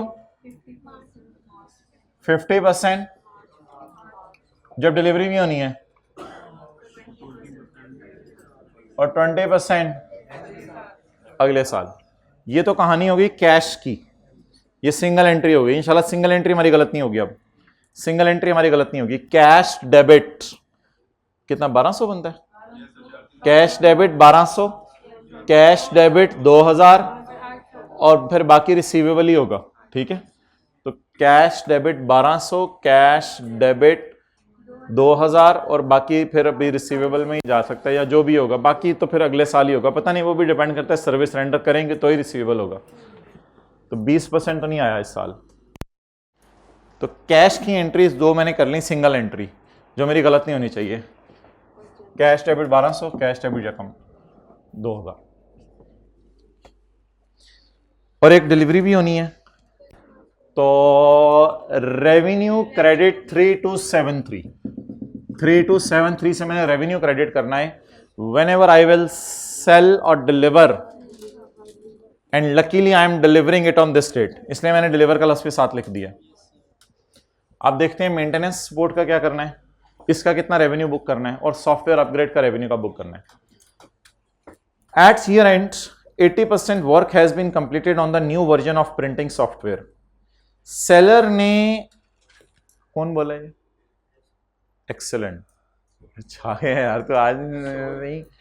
eight year end 80% work has been completed on the new version of printing software, which is to be released in अगला साल, which is to be released in इसका रेवेन्यू कब बुक होगा? इसका रेवेन्यू कब बुक होगा? RL will sell it when it will be, तब बेचेंगे जब रिलीज होगा। कब बेचेंगे? अगले साल, क्योंकि अभी पूरा बना नहीं तो रिलीज कैसे कर सकते हैं जो चीज अभी तक बनी ही नहीं। 80% काम हो गया है सॉफ्टवेयर अपग्रेड पे, 20% काम करके अगले साल इंशाल्लाह इसको रिलीज कर देंगे। तो ये लाइन से मिला के पढ़ें, we will sell when we will release, बस we will to all its customer को क्या करना है, we will sell when we will, we have yet not released, we will release in अगला साल। हम रिलीज कब करेंगे? अगले साल। तो बता दें जी, सॉफ्टवेयर के अपग्रेड का रेवेन्यू का बुक करने, इसका कंट्रोल ट्रांसफर हो गया, या इसका कंट्रोल ट्रांसफर अगले साल होगा। तो जब कंट्रोल ट्रांसफर अगले साल होगा तो इसका रेवेन्यू भी अगले साल बुक होगा। अच्छा, ये ना कहिएगा कि सेलर इसका रेवेन्यू ओवर टाइम बुक कर ले, के ये ना कहिएगा कि सेलर इसका रेवेन्यू ओवर टाइम बुक कर ले। मैं तीन बातें आपसे करने लगा हूं। सॉफ्टवेयर अपग्रेड कोई ऐसी चीज नहीं है कि जैसे जैसे आईफोन वाले बनाते रहते हैं मैं कंज्यूम करता रहता हूं, बल्कि सॉफ्टवेयर अपग्रेड पूरा बन के एक ही दफा आता है। और सॉफ्टवेयर अपग्रेड कोई ऐसी चीज नहीं है कि माइक्रोसॉफ्ट वाले हमारे घर आके बनाएंगे, जैसे जैसे सॉफ्टवेयर अपग्रेड होता जाएगा बेटे वैसे हमारा कंट्रोल ट्रांसफर होता रहेगा, हमारा बनता रहेगा सॉफ्टवेयर अपग्रेड। हां, ये मैं आपसे एग्री करता हूं, ये मैं आपसे एग्री करता हूं कि अगर मैंने उससे कोई सॉफ्टवेयर के अंदर चेंज करने को कही है और वो मेरे प्रेमिसेस में आके चेंज कर रहा हो, और वो जैसे जैसे चेंज कर रहा हो वैसे वैसे मेरा जो है वो कंट्रोल ट्रांसफर हो रहा हो, तो वो बात और है। लेकिन ऑल इट्स कस्टमर्स का मतलब है ये एक जनरल सॉफ्टवेयर अपग्रेड है। जब ये जनरल सॉफ्टवेयर अपग्रेड है तो सेलर अपनी प्रेमिसेस में इसको अपग्रेड करेगा, और अपग्रेड एक ही दफा लॉन्च करेगा eight a point in time when he will launch it. और अगर मैंने अपनी रिक्वेस्ट पे बनाया होता तो फिर ऑल कस्टमर्स ना लिखा होता, फिर सवाल के अंदर लाइन लिखी होती कि मेरी रिक्वेस्ट पर वो अपने प्रेमिसेस में बना रहा है, और अगर अधूरा सॉफ्टवेयर अपग्रेड छोड़ दिया तो वो मेरे से पैसे लेने का हक रखता है, और मैंने उसे मजबूर किया हुआ है कि तुम सॉफ्टवेयर अपग्रेड किसी और को नहीं बेच सकते। वो फिर कहानी लिखी होती तो वो और बात थी। ऑल इट्स कस्टमर का मतलब है ये मेरे लिए नहीं बना रहा। तो इसलिए 80% बना है, तो मुकम्मल कब बनेगा? अगले साल। तो सेल कब करेगा मुझे? अगले साल। तो सेल कब बुक होगी? तो इसका रेवेन्यू हमने बुक नहीं करना, इसका रेवेन्यू बुक नहीं करना। पीछे रहेगी मेंटेनेंस सर्विस, वो अल्हम्दुलिल्लाह उसका कॉन्ट्रैक्ट पकड़ लेते हैं कितने अरसे का? For 1 year. शुरू कब से होगा? शुरू कब से होगा? कुछ भी नहीं लिखा हुआ बाय डिफॉल्ट। यकम मार्च से। यकम मार्च से। यकम मार्च से जब वो हमारे पास सारी चीजें आ गई हैं तो साथ साथ गाड़ी में नहीं करते थे, गाड़ी बिकती थी उसकी मेंटेनेंस सर्विस, उसको डिले तो नहीं करते, पहले दिन से ही ऑनवर्ड रेवेन्यू बुक करना शुरू कर देते हैं।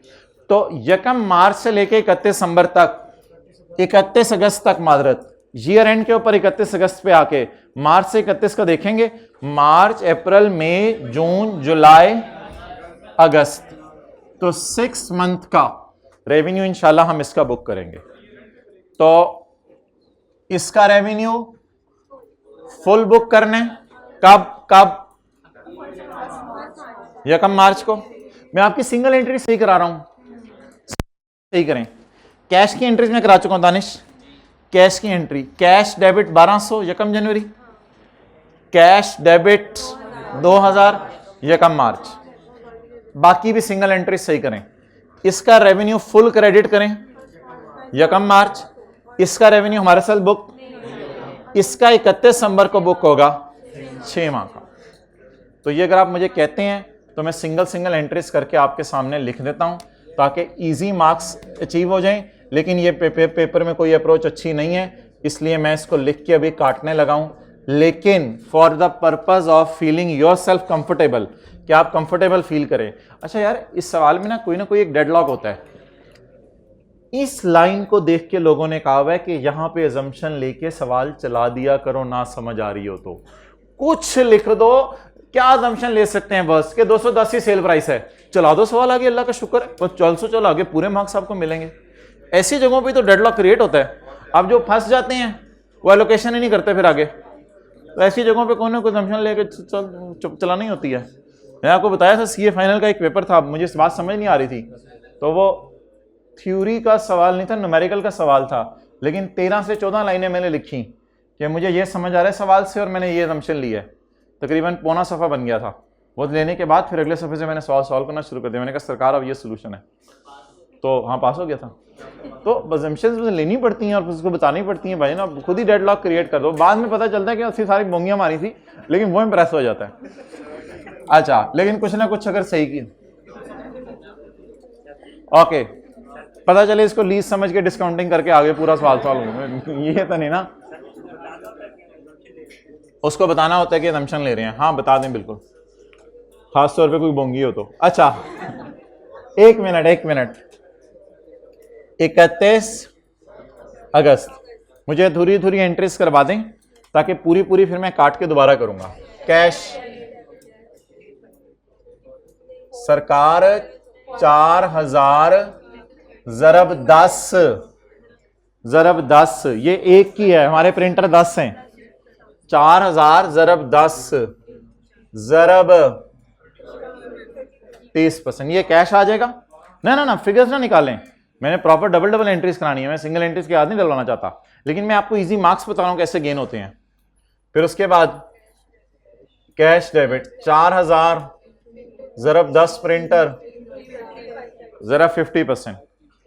उसके बाद बाकी अभी रिसीवेबल बुक ना करें, रिसीवेबल का रेवेन्यू से ताल्लुक होता है। अच्छा, और इसके बाद रेवेन्यू हिम्मत हिम्मत हिम्मत 3 to बस बस बस बस revenue eight a point in time book होने, प्रिंटर बेचते ही रेवेन्यू बुक हो जाने, और रेवेन्यू पकड़े पकड़े पड़े इंटू 10 इंटू 6 बाय 12। तो ये एक तस्वीर आप कह सकते हैं। तो ये सिंगल एंट्रीज थी, लेकिन अब हम इंशाल्लाह डबल एंट्रीज करके चलते हैं।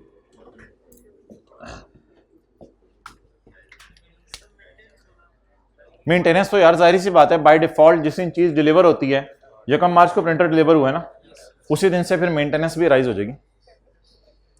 टाइम बेस पे रेवेन्यू बुक करेंगे। मेंटेनेंस का टाइम बेस पे revenue book. Maintenance is like a service.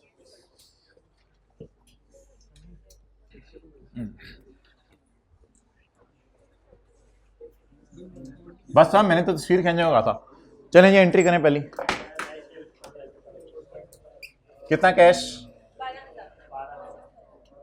10 क्या है? 10 पता चले पूरी क्लास में रोते रहे।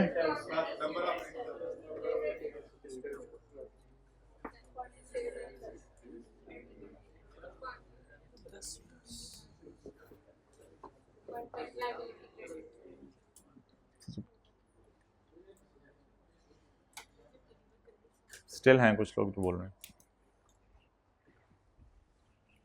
अच्छा जी, कैश डेबिट हो गया, कोई रेवेन्यू शेवेन्यू नहीं है, क्या करें?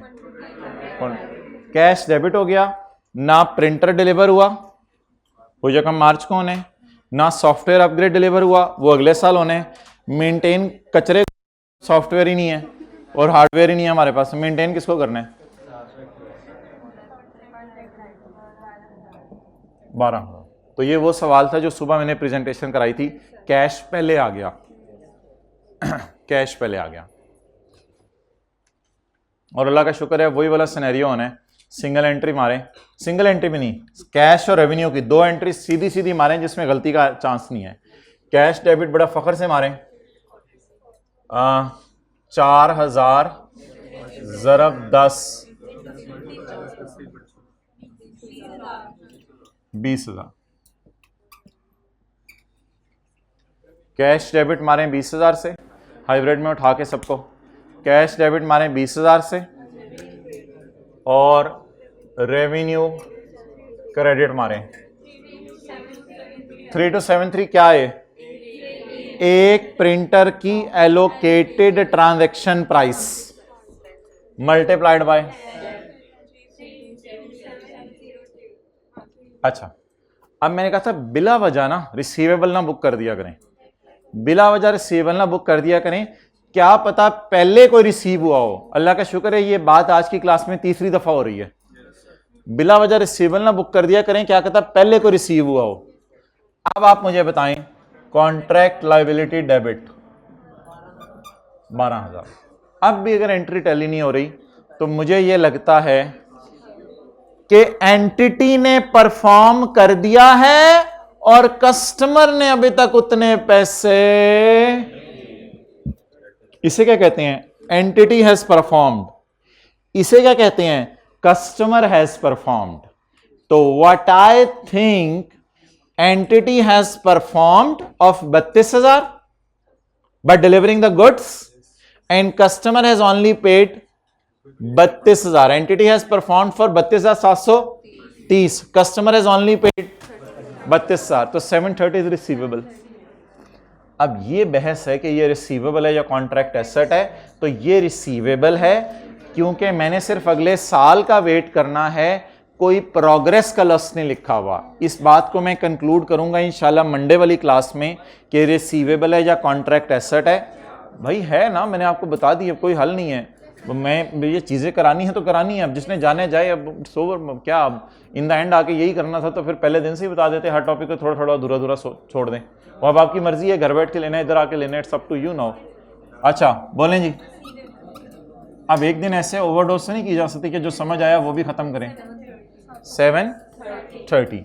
अब मैं ये कह रहा हूँ कि यार रिसीवेबल हो या कॉन्ट्रैक्ट एसेट हो, अहमद ये अलग बात है बिल्कुल। सीधे सीधे नंबर तो लो। कौन से सीधे सीधे नंबर? जो सिंगल एंट्रीज के नंबर है वो नंबर लो, मजे करो। और एक आसान सी एंट्री करते हैं अब ईयर एंड पे। ईयर एंड पे कैश तो अब कोई नहीं मिला मुझे, 4000 में से 272 12 महीने का है, क्योंकि ये 1 ईयर कॉन्ट्रैक्ट है ना, मुझे उसकी कितने की चाहिए रेवेन्यू। एक प्रिंटर की 1 साल की सर्विस, 10 प्रिंटर की 1 साल की सर्विस, 6 महीने की सर्विस, 1360। थोड़ा सा बड़े हो गए हैं, कॉन्ट्रैक्ट लायबिलिटी में अगर बैलेंस पड़ा हुआ है तो उसे खत्म कर दें, पड़ा हुआ है तो खत्म कर दें, नहीं पड़ा हुआ अच्छा, फिर कैश आ गया नहीं, अब मैं रेवेन्यू बुक करने लगा हूं, ना लायबिलिटी पड़ी हुई है ना कैश आ रहा है, तो आ जाके रिसीवेबल डेबिट कर दें।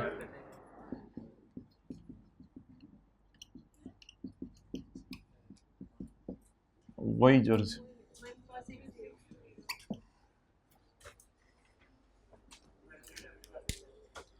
वो यार एंट्री बिल्कुल आप सही कह रहे हो, आई कैप ने की नहीं हुई, मेरे भी दिल में था वो एंट्री करता, वो बता देता हूँ इनको, वो एंट्री बता देता हूँ, आई कैप ने सुस्ती की हुई। असल में इस सवाल में और बड़े मसले थे, तो शायद उसने टाइम, 2 एंट्रीज, एक एंट्री होगी, दो समझ लें एंट्रीज, या इन्वेंट्री की एंट्री होनी है, इन्वेंट्री डेबिट कैश क्रेडिट, ये कॉस्ट ऑफ इन्वेंट्री है ना, और इसका भी फिर 6/12 टाइप कुछ, क्योंकि ये साल की मेंटेनेंस है तो इसका भी 6/12, लेकिन ये तो पूरी कॉस्ट में चली जाएगी क्योंकि इससे रिलेटेड पूरा रेवेन्यू बुक हो गया। तो इसकी एंट्री अगर आप करना चाहें तो साइड पे लिख लें सोल्यूशन में अपने, यार मेंटेनेंस का जितना रेवेन्यू बुक हो गया उतनी कॉस्ट बुक कर लो ना, ये मैं कह रहा हूं। सर्विस में खर्चा तो होता है, कॉलेज वाले सर्विस देने खर्चा नहीं हो रहा कॉलेज वालों का, इन्वेंट्री होती है, सर्विस देने के लिए भी इन्वेंट्री बुक करते हैं, inventory work in progress book करते रहते हैं, कॉस्ट ऑफ सेल की बजाय एक्सपेंस डेबिट कर दो, बस खर्चे में डाल दो। हाँ जी बोलें, 25 सुस्ती की हुई आई कि अपनी ये एंट्री नहीं की हुई कर दें। अपग्रेड की तो यार कोई नहीं एंट्री हो सकती, 80%, हाँ अपग्रेड 80%, तो पिछले सवाल की तो 40% उसकी कर सकते हो, 350 का 80%, इन्वेंट्री वर्क इन प्रोग्रेस। यार बड़े बच्चे माशाल्लाह, यार आज छा गया तू, इन्वेंट्री वर्क इन प्रोग्रेस, लेकिन पूरी नहीं, 80% to 80।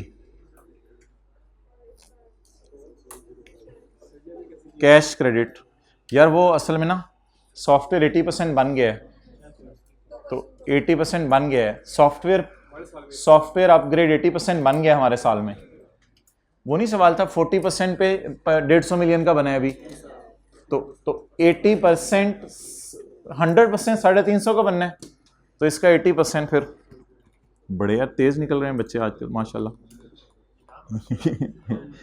Inventory work in progress, इसका भी 6 महीने का कर दिया, जान ले लें, ठीक है। इसको तो बस फिर कॉस्ट ऑफ सेल में डालें, फिर इसकी पहले फिर एंट्री होगी इन्वेंट्री डेबिट कैश क्रेडिट 6/12 से, पहले इन्वेंट्री बनाएंगे फिर कॉस्ट ऑफ सेल में डालेंगे, cost of sale debit inventory credit 1,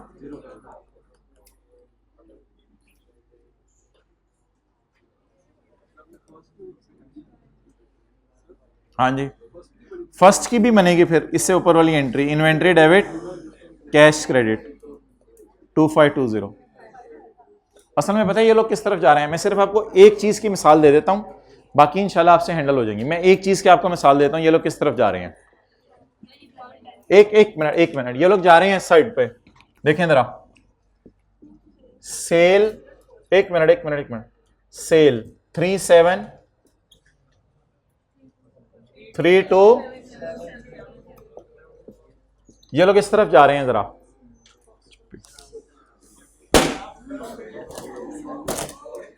अच्छा खामोश, ये लोग इस तरफ जा रहे हैं, वो जो एक क्लास हमने कड़ी थी एक दफा 1800 जमा 720, भाई अब अगर थोड़ा सा आप लोगों ने पंगा डाला है तो उसे क्लोज भी करें, पंगा डाला है तो सीख लो जी, वही मैं करने लगा हूं। ज़रब 10 25200। अब ये वाली एंट्री इसकी सेल की हो गई, ये वाली entry cost of sale debit inventory credit, और इससे ऊपर एक एंट्री, अच्छा ये बात कर रहे थे आप, अच्छा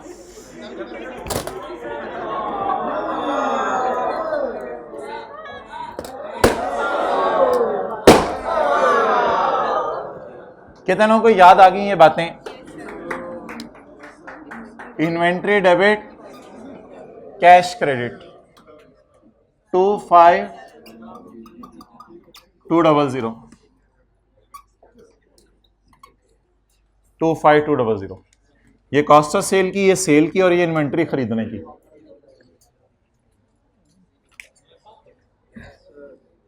अब जी इंशाल्लाह हम 7-8 मिनट की ब्रेक लेते हैं, फिर पास मैंने आपको बताया फिर इंशाल्लाह असर तक हम क्लोज कर रहे हैं।